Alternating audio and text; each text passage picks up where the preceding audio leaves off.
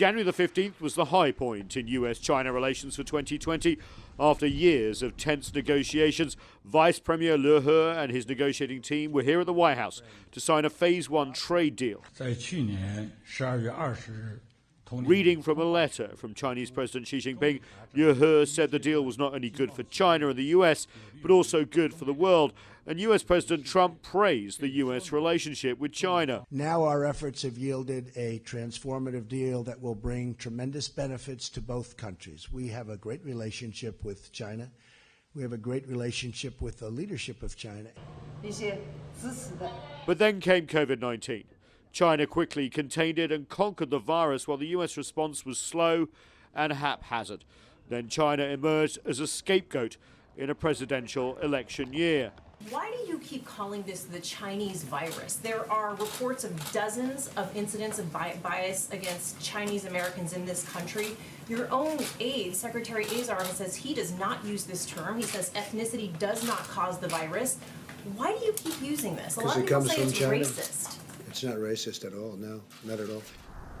In April, the U.S. also pointed the finger at the World Health Organization, claiming the WHO was too focused on China and issued bad advice on the virus outbreak.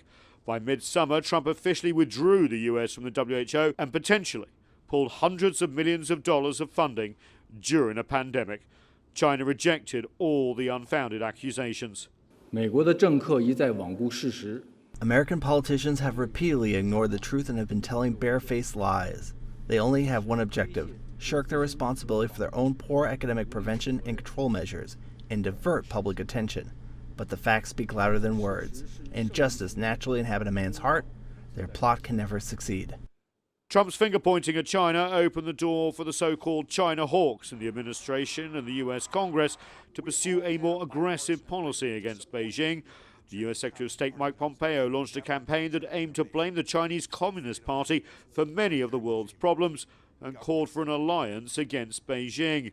In July, Pompeo ordered the closure of the Chinese consulate in Houston, Texas, on unfounded allegations of spying. China responded by ordering the closure of the U.S. consulate in Chengdu, Sichuan. A whole government approach was launched against China.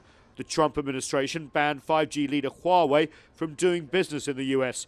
and sought to cut off its supply chain of advanced semiconductors and pressured allies in Asia and Europe to do the same, with limited success.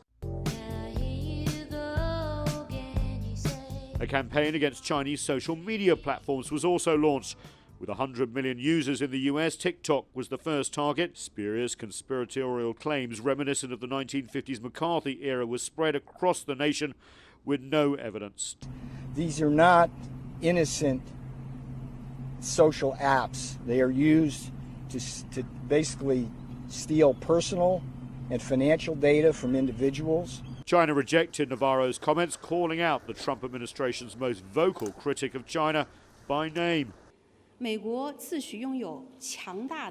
U.S. boasts of its strong values, but why is it so afraid of a social media liked by young people for easily sharing entertainment videos? It's so fragile. I think this is a question worth pondering over.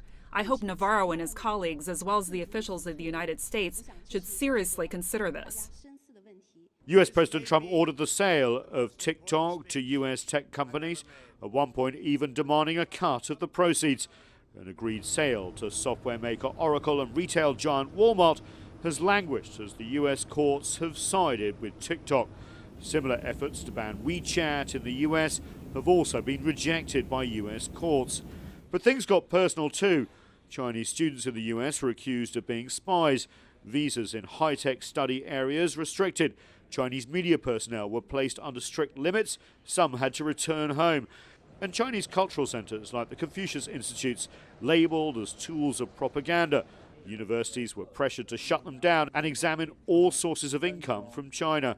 The Trump administration also stepped up interference in China's internal affairs.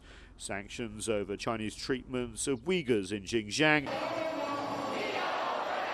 Sanctions too against mainland officials and businesses in the Hong Kong region after the introduction of a national security law.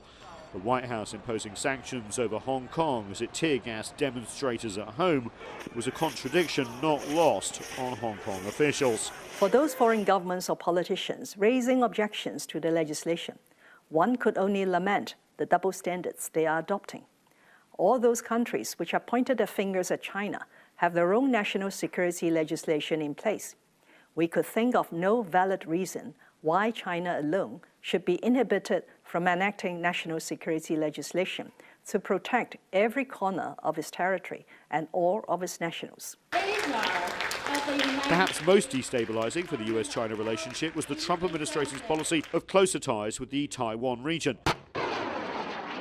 Stepped up diplomatic contacts, increased arms sales, and openly questioning the One China principle, which has been the foundation of the U.S.-China relationship over the past 4 decades, has increased military and diplomatic tensions across the Taiwan Strait. Washington's moves to also secure closer military relationships with India, Australia and Japan, the so-called Quad, has also raised questions in Beijing over whether Washington is seeking to contain China's rise in its own region. After the most turbulent 4 years in the U.S.-China relationship since diplomatic relations were established back in the 1970s, all eyes, of course, now on the incoming Biden administration. Some in his foreign policy team are saying that they would like to restore cooperation on global issues such as climate change. Cooperation and competition may be the watchwords of the new administration, not outright confrontation. But given a year of anti-Chinese rhetoric and action across the United States, there are many in the US Congress and beyond that will resist furiously any rapprochement with Beijing. Nathan King, CGTN, at the White House.